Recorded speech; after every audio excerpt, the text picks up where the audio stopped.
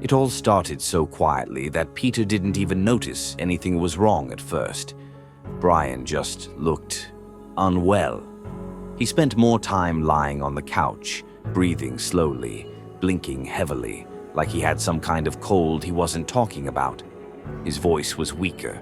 Lois brought him food. Chris covered him with a blanket. Stewie even joked that Brian was finally acting like an elderly dog. But Peter noticed something odd. Every night at around the same time, Brian disappeared for a couple of hours. Peter heard slow, dragging footsteps in the hallway, almost like Brian was pacing half asleep. But whenever Peter got up to look, the hallway was empty. On the third day, everything changed. Brian suddenly said he felt amazing. Too amazing. He walked around the house with strange, unnatural energy, humming softly, cleaning things, complimenting everyone for tiny things. "You look wonderful today, Lois." "Meg, you're doing great." "Peter, I really appreciate you." His voice was too gentle, too even, and the way he smiled, his eyes stayed a little too wide. The family loved this new Brian. But Peter felt something wrong beneath it. One night, Peter woke up and saw Brian standing at the end of the hallway, staring at the wall, completely motionless. What are you doing?" Peter asked. Brian twitched slightly, like he had forgotten anyone else existed, and said, "Just thinking." But his mouth didn't move correctly when he said it. The next day, the first truly frightening thing happened. Brian stretched and yawned, and for a split second, Peter saw long, sharp fangs inside his mouth, far bigger than a dog should ever have. But Brian snapped his mouth shut instantly. "Peter, you're exhausted," he said softly. "You imagined it." That night, Brian's breathing became deep and low, like someone inhaling through a cavern. The fur around his neck began rising on its own, forming a strange, ragged mane. The house began to sound different. The walls seemed to vibrate slightly. And in the morning, Peter noticed Lois was gone. Her room was untouched, bed perfectly made, everything neat. But she was nowhere. Meg didn't answer. Chris didn't come to breakfast. All their rooms were empty, too clean, too silent. Only Brian remained. He sat by the window, back perfectly straight, staring outside. "Where is everyone?" Peter demanded. Brian didn't turn around. "They're fine," he said. "I told them to rest." His voice was warm, too warm, which only made it worse. The next evening, Peter returned home after work and felt a wave of cold air hit him as he stepped inside. The house was dark, quiet. Not cartoon quiet, real quiet, heavy and suffocating. "Lois? Kids?" No reply, just slow, heavy breathing coming from the living room.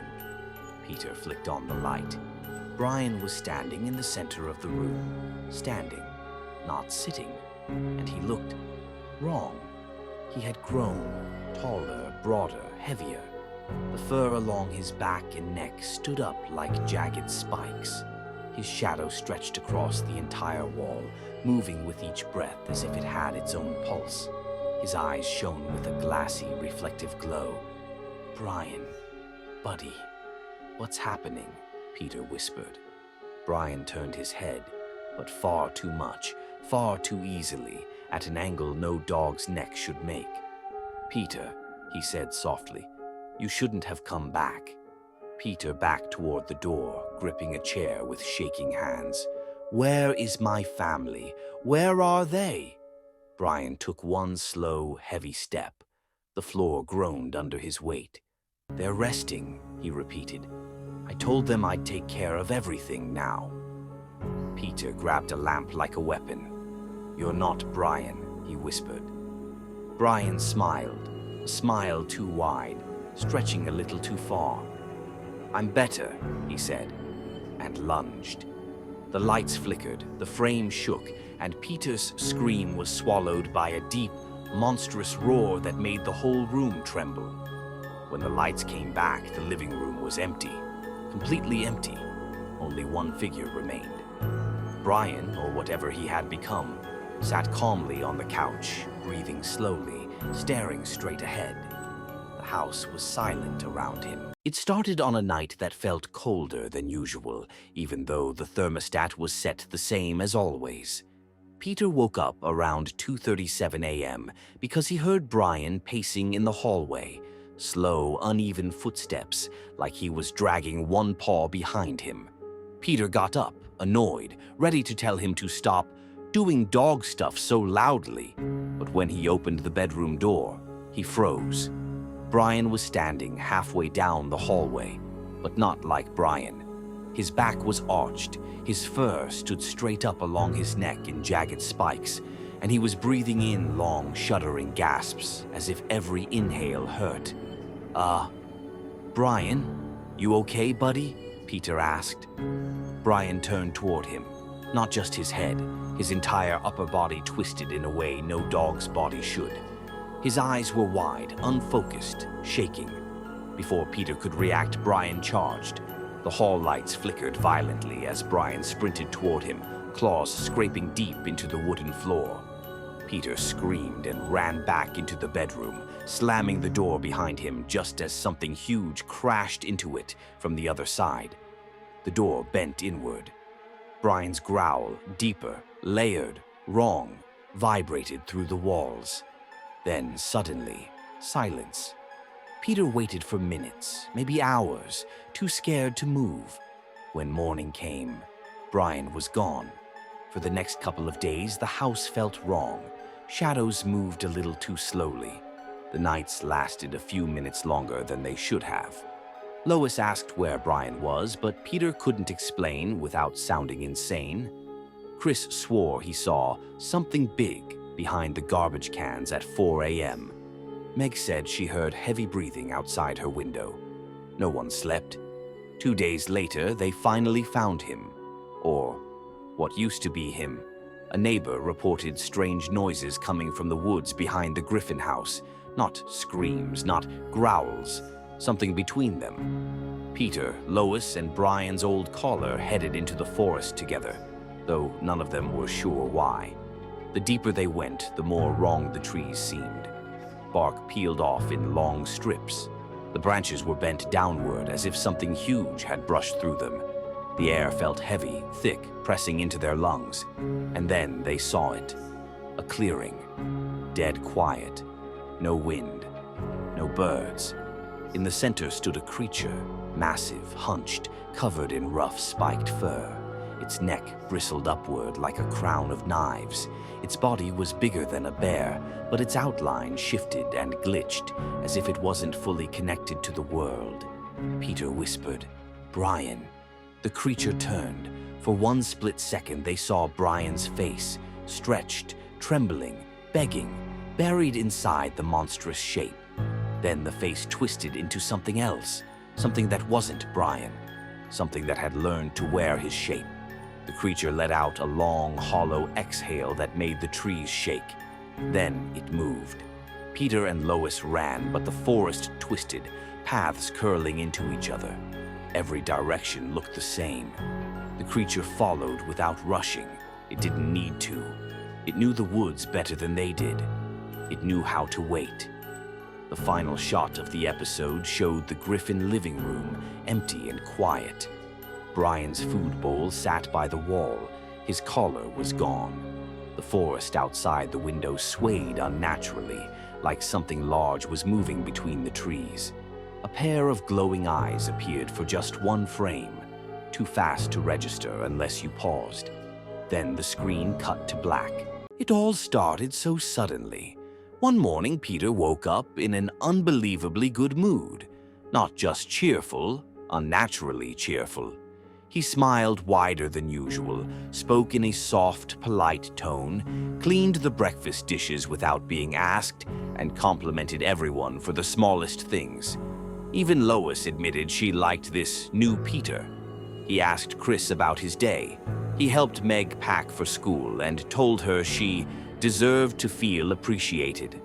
He picked Stewie up and hugged him, gently, evenly, a little too long. The family adored him. No one questioned it. Only Brian watched him carefully, though he didn't say anything. Day by day, Peter became increasingly perfect. He anticipated everyone's needs before they spoke. He timed breakfast perfectly, cleaned the house top to bottom, never raised his voice, never argued, never complained. But the strangest part was that his smile never left his face. Even when he thought no one was looking, his expression remained fixed, stretched, smooth, almost glued in place. One night, Lois woke up and saw Peter standing in the hallway with his back toward her. Completely still, completely silent. When she asked what he was doing, he turned his head far too slowly and said, "Just watching over the family, making sure everyone is safe." By the third day, the house itself began to react to him. Lights flickered whenever he walked past. The TV turned on the moment he sat in his recliner. Sometimes his shadow stretched strangely across the wall, taller, sharper. But whenever Lois blinked, it snapped back to normal. The kids didn't notice any of it. They said, "Dad's just better now."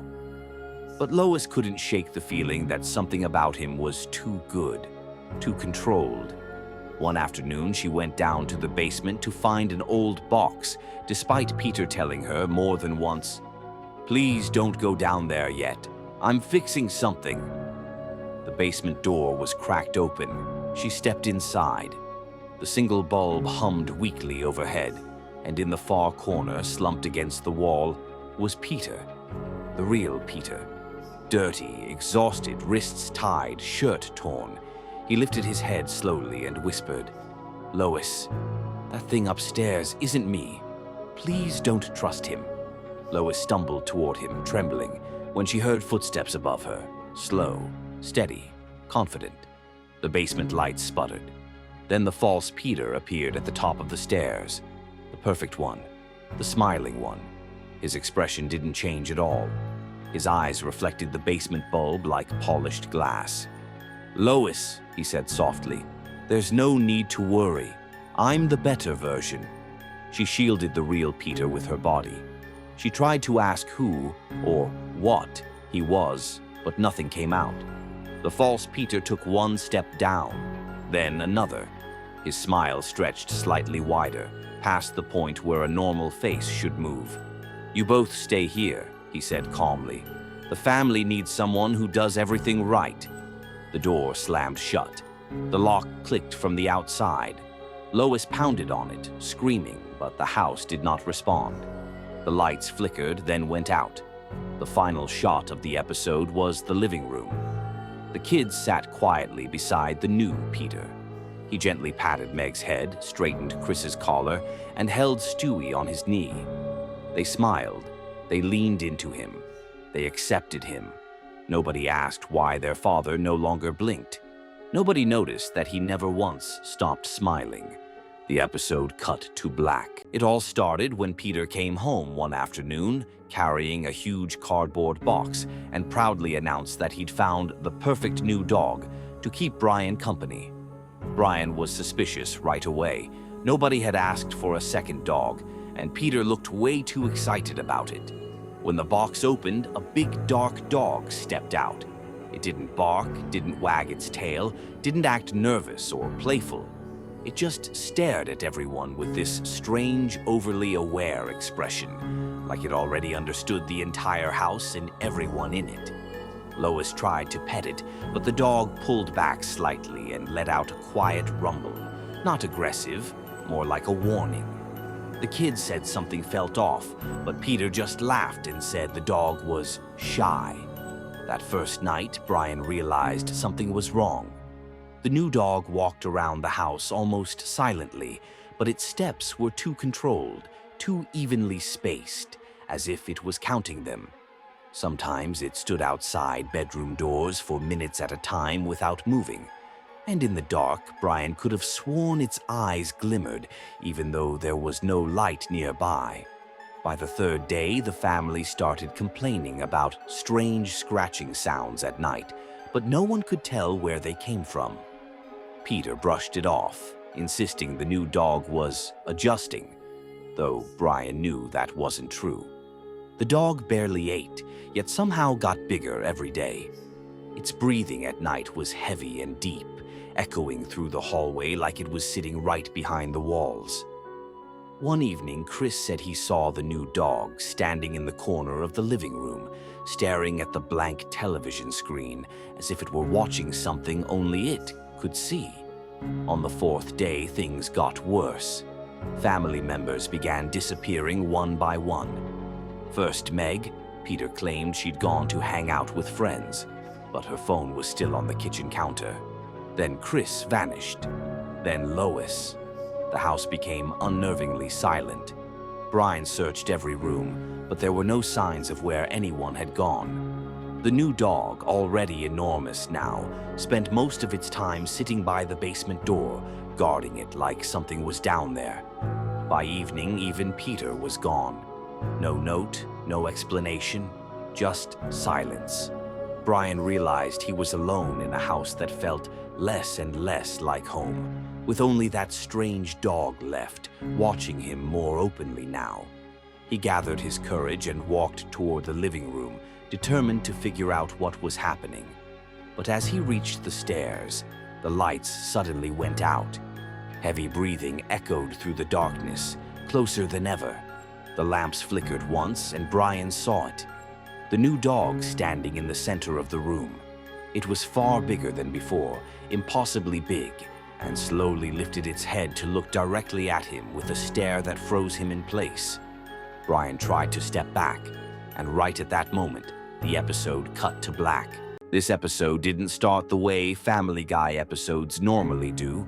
There was no intro, no theme music, just a static shot of the Griffin house from what looked like a security camera. Peter was sitting on the couch, staring at a turned-off TV, too still, too straight. The rest of the family stood behind him in a half-circle, not moving, not speaking. The first sound in the episode wasn't their voices.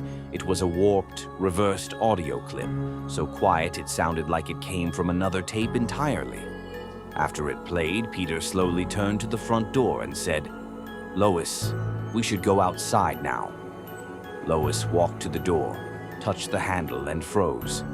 The door didn't budge. She pulled harder. Nothing. Chris tried slamming into it with his shoulder, but instead of a wooden thud, the sound was hollow, metallic, like he was hitting a steel wall.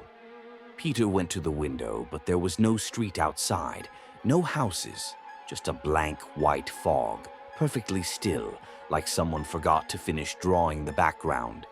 "This must be an editing error," Peter muttered, but the tone of his voice was wrong.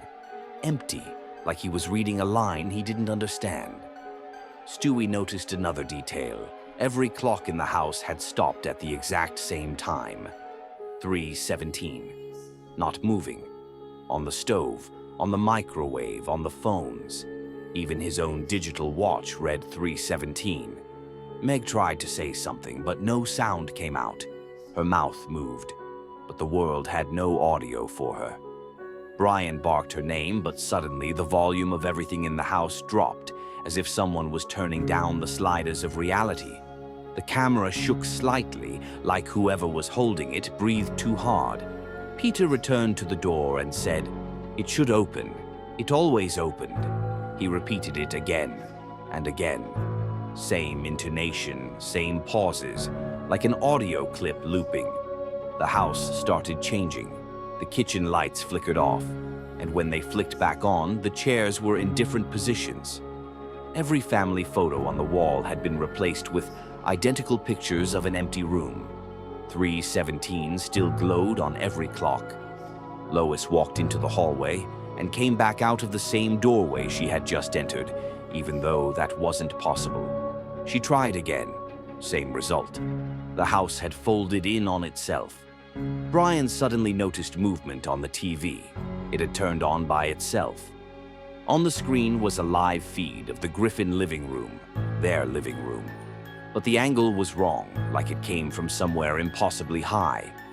"Peter, look at this," Brian said, but Peter was facing the wall, whispering, "It should open, it should open," in a perfectly looped rhythm. The image on the TV zoomed in. There they were, Peter, Lois, Meg, Chris, Stewie, Brian, standing exactly where they were standing now. Except their versions on the screen didn't have faces, just smooth surfaces where faces should be. Lois stepped closer to the TV. On the screen, the faceless Lois stepped closer too, but closer than she should have been. A full step closer. The broadcast glitched, zoomed in again. Now the faceless Lois was pressed right up against the imaginary lens. Lois staggered back in fear. The room lights flickered. When they returned, Meg was gone. Nobody reacted to her disappearance, as if she had never been there.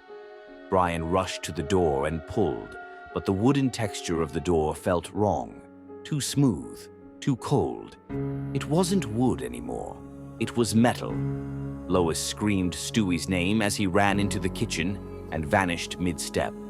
The doorway he passed through was now a solid wall. The windows sank into the paint and disappeared. The hallway shortened. Peter stood in the middle of the living room, motionless, repeating 317 over and over as his voice degraded into tape hiss. Brian was alone with him.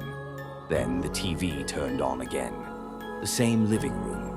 Only one figure now stood inside it. A tall silhouette with no face, no features, just staring. The camera zoomed in slowly, painfully slowly, as if dragged forward frame by frame. Brian looked around. Everyone else was gone. The house had become a perfect square, featureless, exitless. And in the corner of the room stood a tall shadow that hadn't been there before, facing Brian, closer than it should have been. The camera zoomed into its blank face. The screen cut to black.